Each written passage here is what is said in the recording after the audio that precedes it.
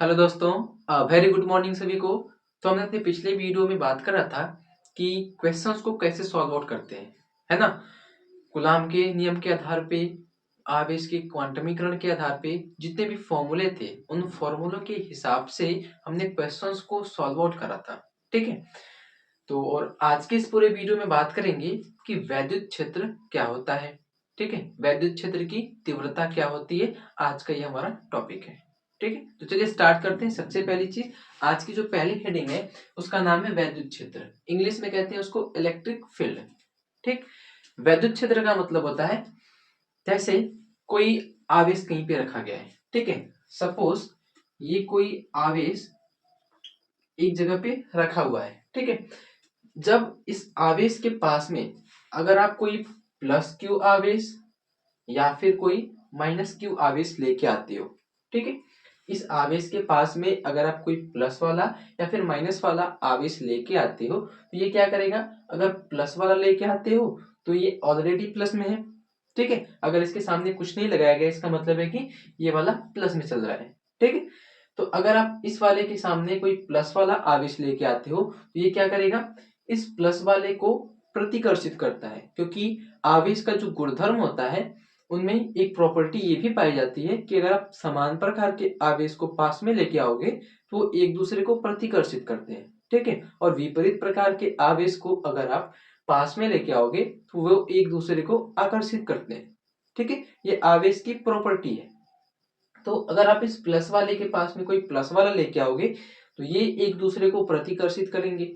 ठीक है, अगर बाय द वे आप कोई माइनस वाला लेके आते हो इस प्लस वाले के पास में तो वो एक दूसरे को आकर्षित करेंगे। इतनी बात क्लियर है। अगर आप इसके पास में कोई प्लस वाला लेके आते हो तो ये प्रतिकर्षित करता है, और अगर माइनस वाला लेके आते हो तो आकर्षित करता है। इसका मतलब क्या है, सपोज ये एक एरिया है। ठीक है, ये इसका एक एरिया है कि अगर इस एरिया के भीतर, ठीक है, इस गोले के भीतर अगर आपने आवेश को रखा है, इस जगह के भीतर अगर आपने आवेश को रखा है, कहीं पे भी अगर रखा है, इसका मतलब है कि वो उसको आकर्षित या प्रतिकर्षित करेगा। और अगर आपने इस लाइन के बाहर कोई दूसरा प्लस या फिर कोई माइनस वाला रख दिया है। ठीक है, इस लाइन के बाहर अगर आपने आवेश रखा तो ये हो सकता है कि वो ना तो प्रतिकर्षित करेगा ना ही आकर्षित करेगा। ठीक है, गोले के अंदर इस लाइन के अंदर जितने भी आवेश हैं, अगर प्लस वाला है तो प्रतिकर्षित करेगा, माइनस वाला है तो आकर्षित करेगा। तो ये मान के चलते हैं कि गोले के अंदर जितने भी आवेश अगर आपने इसके अलावा कोई भी रखा है तो वो क्या करता है, उसको प्लस रहेगा तो प्रतिकर्षित करेगा और माइनस रहेगा तो आकर्षित करेगा। और अगर गोले के बाहर चाहे एक रखो चाहे 10 रखो, कोई फर्क नहीं पड़ता, अगर प्लस रखा है चाहे फिर माइनस रखा है उस पे उसका कोई प्रभाव नहीं पड़ेगा। इस लाइन के बाहर अगर आपने आवेश रखा है और इस लाइन के बाहर अगर इस पे कोई प्रभाव नहीं पड़ता है तो ये कहते हैं कि जहां तक इसका प्रभाव पड़ रहा है, इस वाले आवेश का जहां तक प्रभाव पड़ रहा है, जहां तक के आवेश को ये खींच सकता है या फिर दूर भगा सकता है, वहां तक इसका एरिया होगा। ठीक है, इतनी बात क्लियर है कि जहां तक ये वाला आवेश जो हमने पहले से रखा हुआ था, मान लिया था कि ये है, जहां तक ये किसी और को खींच सकता है या फिर उसको दूर कर सकता है, उतनी एरिया के बीच में अगर कोई आवेश आ गया, जैसे ये वाला पूरा एरिया है, इस लाइन के भीतर कोई दूसरा आवेश अगर आया तो वो उसको आकर्षित या प्रतिकर्षित करेगा। तो उस पूरी लाइन या फिर पूरी एरिया को कहते हैं वैद्युत क्षेत्र। ठीक है, इस पूरे एरिया को कहते हैं वैद्युत क्षेत्र। मतलब कोई भी आवेश कि चारों ओर का ऐसा क्षेत्र, किसी भी आवेश के चारों ओर का ऐसा क्षेत्र जहां तक वो वैद्युत क्षेत्र या फिर वैद्युत प्रभाव का अनुभव करता है, जहां तक वो वैद्युत प्रभाव का अनुभव करता है। वैद्युत प्रभाव का मतलब क्या होता है, या तो उस आवेश को प्रतिकर्षित करेगा या फिर आकर्षित करेगा, ये होता है वैद्युत प्रभाव का मतलब। तो वैद्युत प्रभाव का या तो अनुभव करता है या फिर उसको उत्पन्न भी कर सकता है। तो उस पूरी जगह को, उस पूरे क्षेत्र को नाम देते हैं वैद्युत क्षेत्र। ठीक है, उस पूरी जगह को नाम देते हैं हम लोग वैद्युत क्षेत्र। तो लिखेंगे कैसे, किसी आवेश के चारों ओर का वह क्षेत्र, चारों ओर का वह क्षेत्र जहां तक उसके वैद्युत प्रभाव का अनुभव किया जा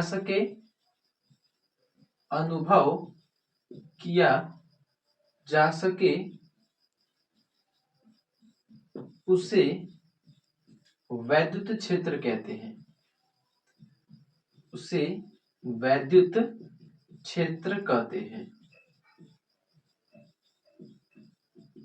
ठीक है, किसी आवेश के चारों ओर का वह क्षेत्र जहां तक उसके वैद्युत प्रभाव का अनुभव किया जा सकता है या फिर उसको उत्पन्न भी करता है, तो उस पूरे क्षेत्र को नाम देते हैं वैद्युत क्षेत्र। ठीक है, इतनी बात क्लियर है। आगे बात करते हैं कि वैद्युत क्षेत्र की तीव्रता क्या होती है। ठीक है, वैद्युत क्षेत्र की तीव्रता, तो हेडिंग लगाना आप लोग आगे, वैद्युत क्षेत्र की तीव्रता,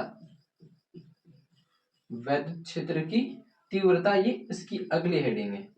ठीक है, इंग्लिश में कहते हैं इंटेंसिटी ऑफ इलेक्ट्रिक फील्ड।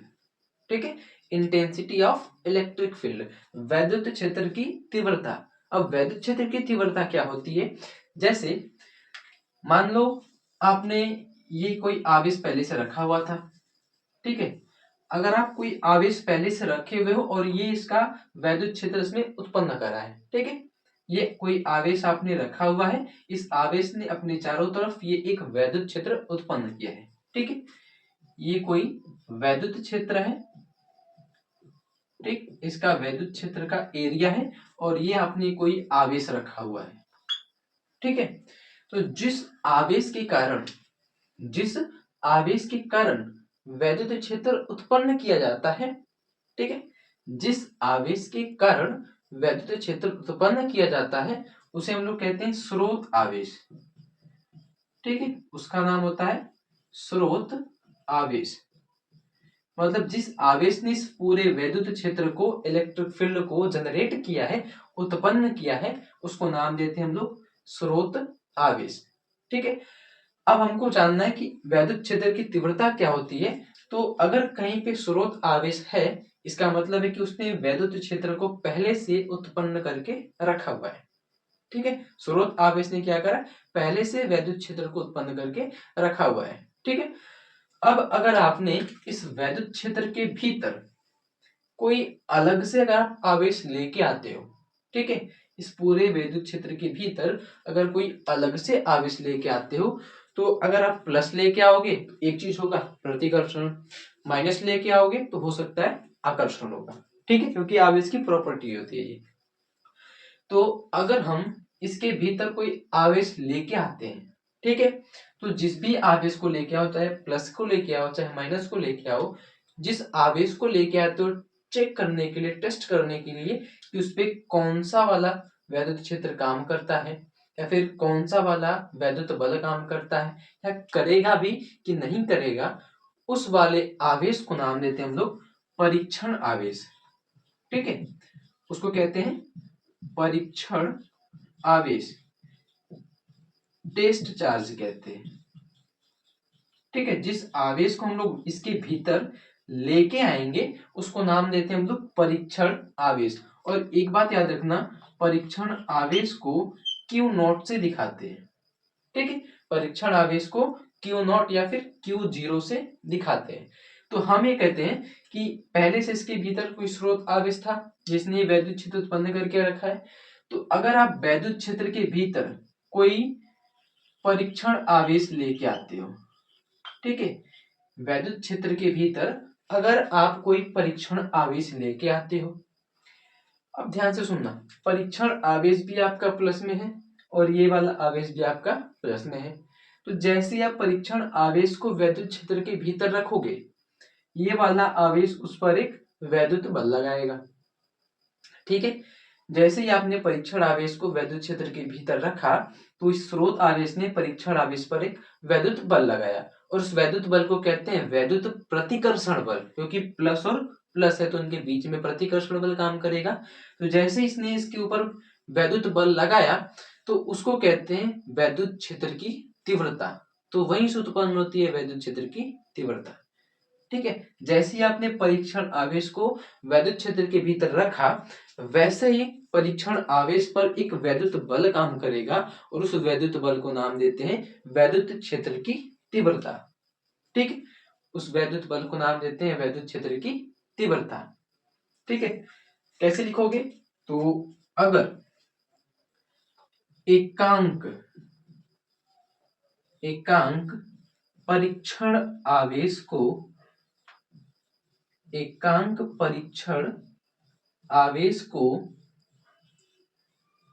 वैद्युत क्षेत्र के भीतर रखने पर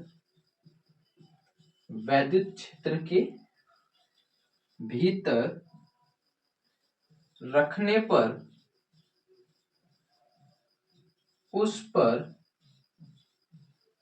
लगने वाले वैद्युत प्रतिकर्षण बल या फिर लगने वाले वैद्युत बल को वैद्युत क्षेत्र की तीव्रता कहते हैं। वैद्युत क्षेत्र की तीव्रता कहते हैं।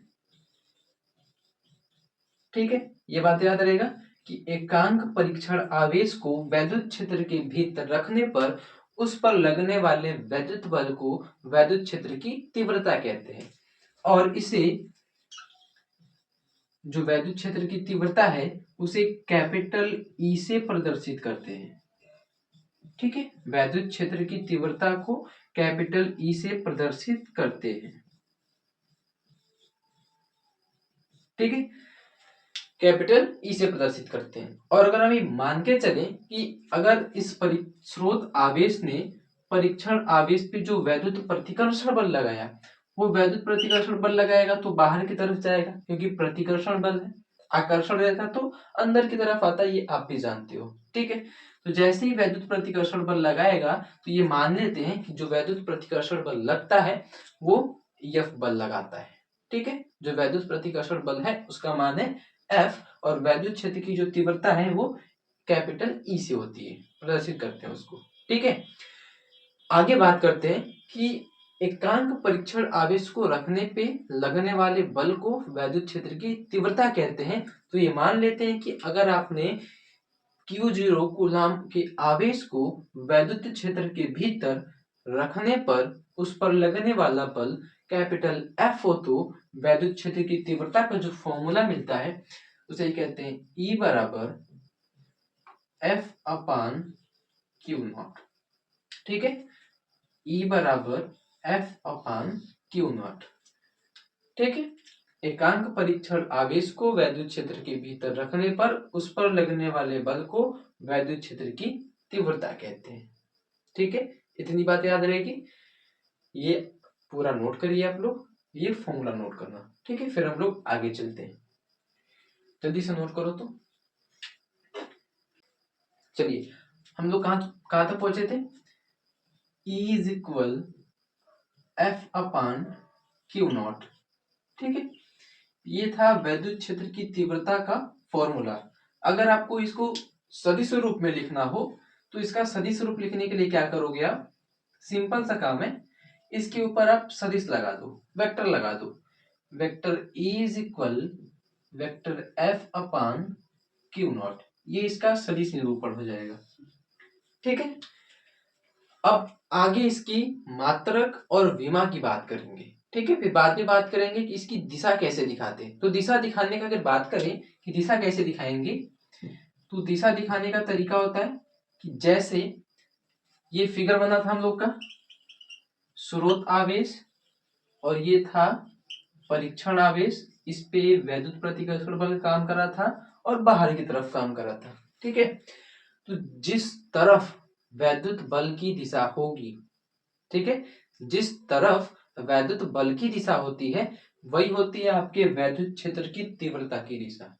ठीक है, जिस दिशा में वैद्युत बल की दिशा होती है या फिर जिस तरफ वैद्युत बल की दिशा होती है, अंदर की तरफ या बाहर की तरफ, उसी दिशा में आपके वैद्युत क्षेत्र की भी दिशा होती है।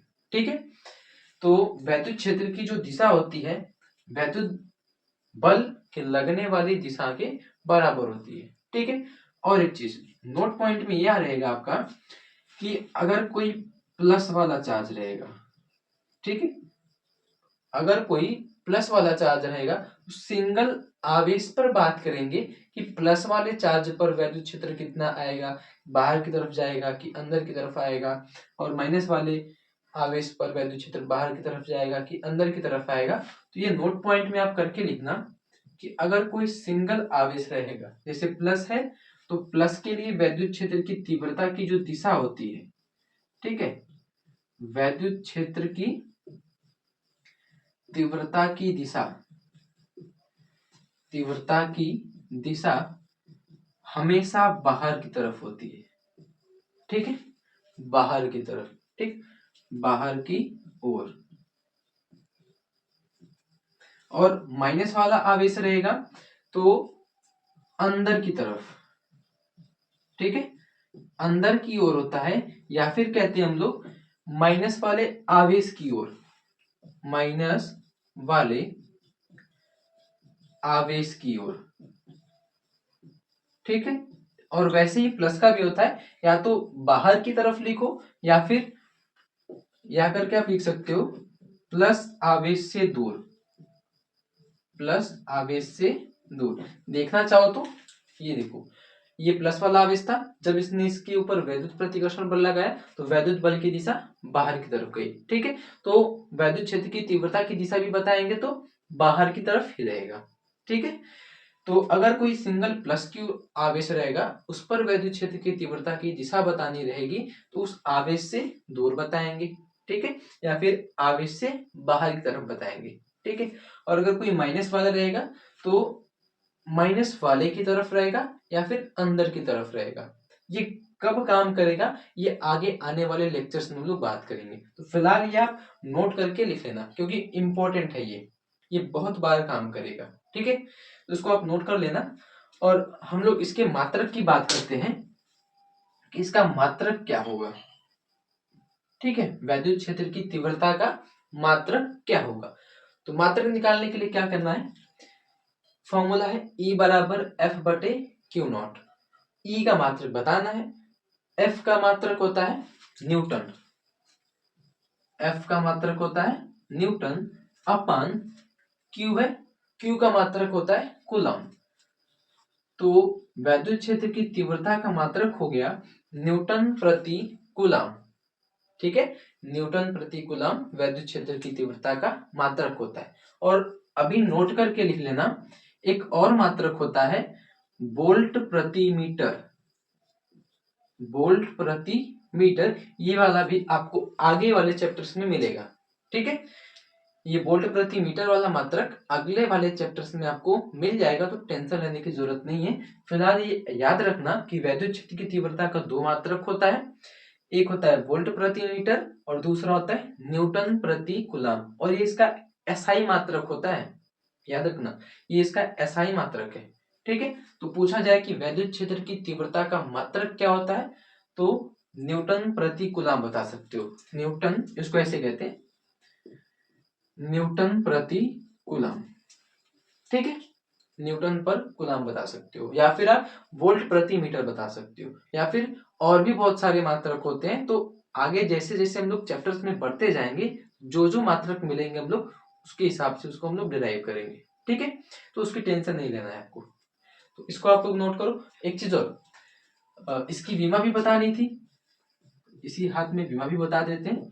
विमा क्या होगी, विमा ई की विमा बतानी है तो पहले एफ की विमा पता होनी चाहिए और क्यू नॉट की विमा पता होनी चाहिए। अब विमा क्या होता है ये आपको 11वीं क्लास में पढ़ाया गया था। ठीक है, एफ की विमा जो होती है वो होता है यम यल टी के पावर -2, और विमा को हमेशा बड़े वाले ब्रैकेट में लिखते हैं, ठीक है, बड़े वाले कोष्टक में लिखते हैं।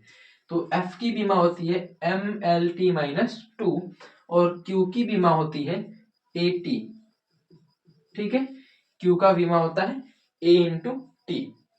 अब याद रखना, अगर ए वाला ऊपर जाएगा तो माइनस में जाएगा, ठीक है, टी वाला ऊपर जाएगा तो वो भी माइनस में जाएगा, क्योंकि ये क्या है, दोनों के दोनों नीचे प्लस में है और इनके पावर्स क्या है, एक है। पावर में अगर कुछ नहीं लिखा रहता है तो मान के चलते हैं एक लिखा गया है, ठीक है। तो ए वाला अगर ऊपर जाएगा तो आपको मिलेगा ए इनवर्स, टी वाला ऊपर जाएगा तो आपको मिलेगा टी इनवर्स, और पहले से टी के पावर -2 अवेलेबल है, तो टी इनवर्स ये वाला और -2 पहले से, तो -2 और इसका मिला के -3। ए ऊपर गया वो भी इनवर्स में, तो आपको विमा में मिलेगा एम तो पहले से है, एल भी पहले से है, एक टी ऊपर गया और 2 टी पहले से था, तो टी के पावर -3। ए भी ऊपर जाएगा तो ए के पावर -1। ये होती है वैद्युत क्षेत्र की तीव्रता की विमा, ठीक है, MLT के पावर -3, ए के पावर -1 और मात्रक न्यूटन पर कूलम, ठीक है। तो आप इसको नोट करो।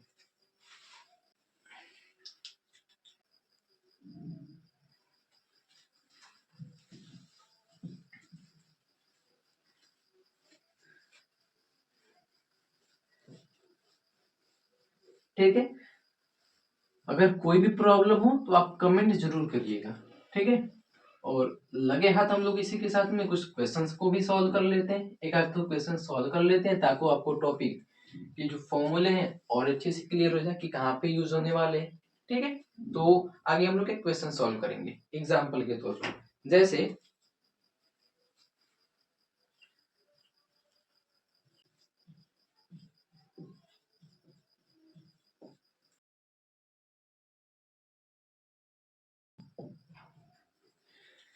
जैसे क्वेश्चन है कि एक अल्फा कण 15 × 10⁴ न्यूटन प्रति कूलाम के वैद्युत क्षेत्र में रखा गया है, उस पर लगने वाले वैद्युत बल की गणना करनी है आपको, ठीक है। कह रहा है कि एक अल्फा कण है और किसी वैद्युत क्षेत्र के भीतर रखा गया, उस वैद्युत क्षेत्र की जो तीव्रता है वो 15 × 10⁴ न्यूटन प्रति कूलाम है, ठीक है। ये आपको पहले से दे के रखा है।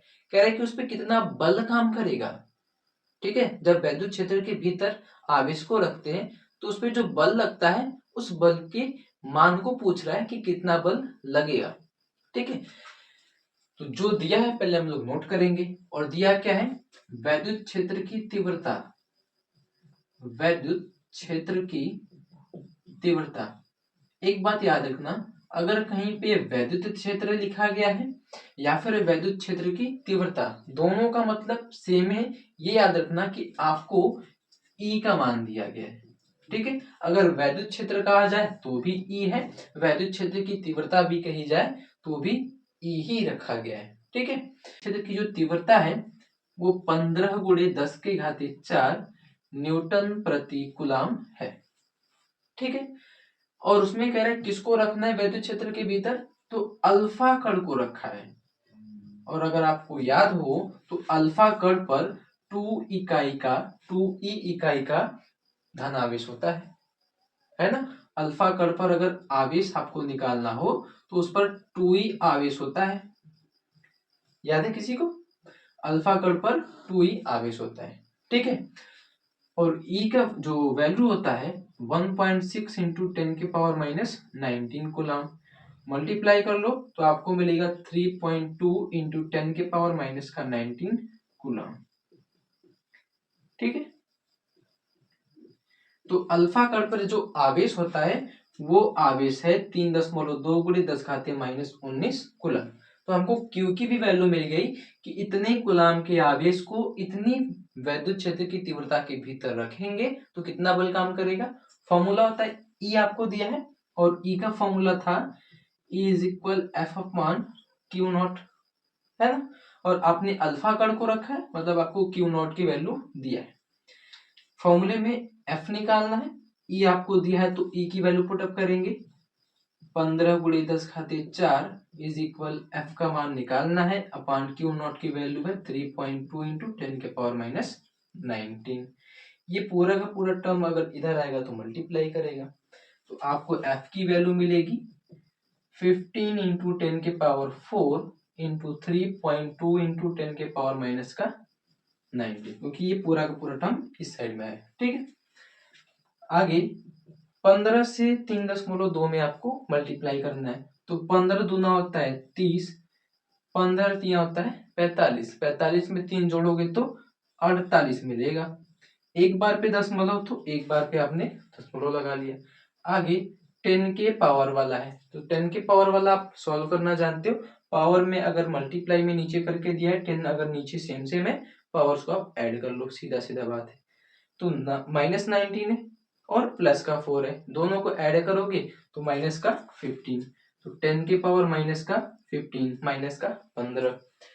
आगे एक बार दशमलव को पीछे शिफ्ट कर लो तो जैसे ही एक बार पीछे शिफ्ट करोगे और आप बाईं तरफ शिफ्ट कर रहे हो इसका मतलब है कि इसमें एक प्लस आपको ऐड करना है और उस साइड शिफ्ट करते तो माइनस में ऐड करते हैं। ठीक है, तो दशमलव को एक बार पीछे शिफ्ट करना है तो 10 के पावर माइनस 15 में प्लस का एक आपको ऐड करना है और जैसे ही प्लस का एक ऐड करोगे तो 15 में से एक जाएगा तो आपको मिलेगा 14।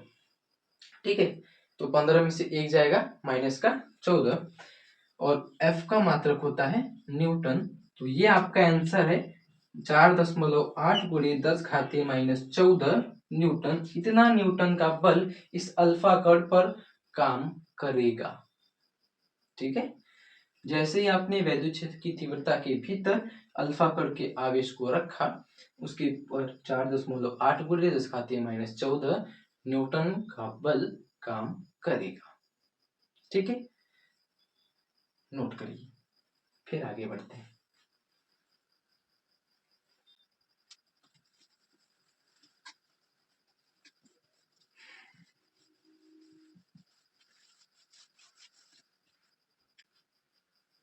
चलिए अगला टॉपिक है बिंदु आवेश के कारण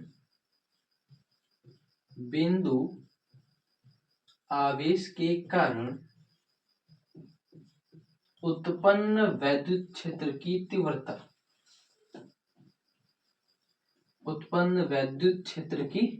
तीव्रता।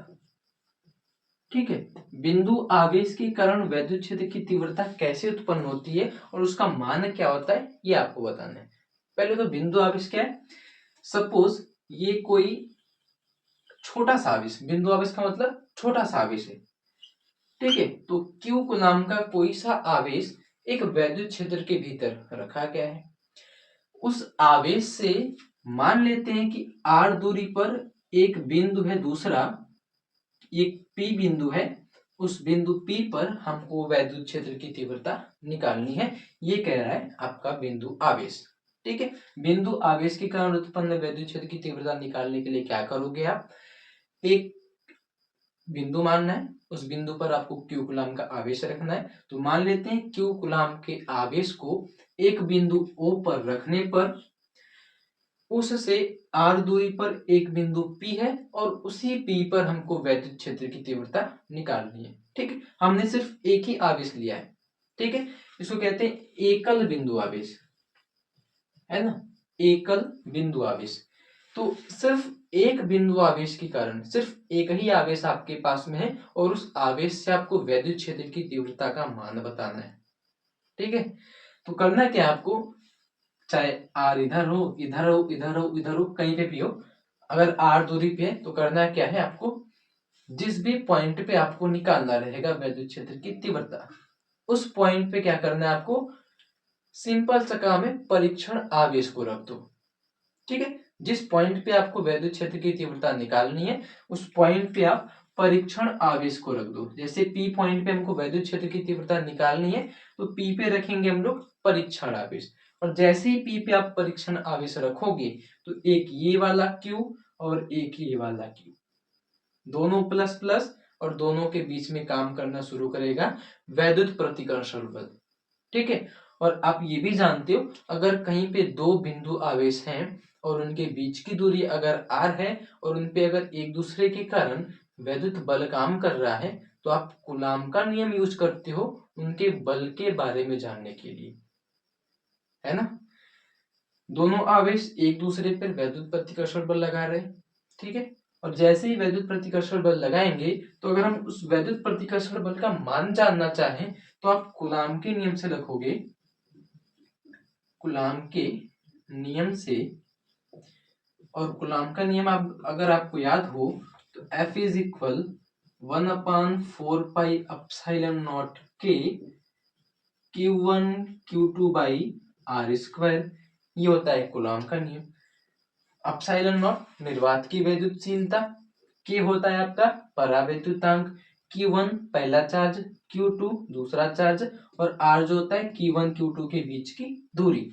इसको मान लेते हैं Q1 और इसको मान लेते हैं Q2 और R तो R है ही, ठीक है। तो क्या मिलेगा आपको, F इज इक्वल 1/4πε0 के Q1 की जगह पे Q और Q2 की जगह पे Q0 अपान R स्क्वायर। काम क्या करना अगला, इस Q0 को इधर भेज दो, इधर सब मल्टीप्लाई में, तो Q0 को आप अगर नीचे भेजते हो तो आपको ऐसा मिलेगा F upon Q0 is equal 1/4πε0 के Q बाई आर स्क्वायर।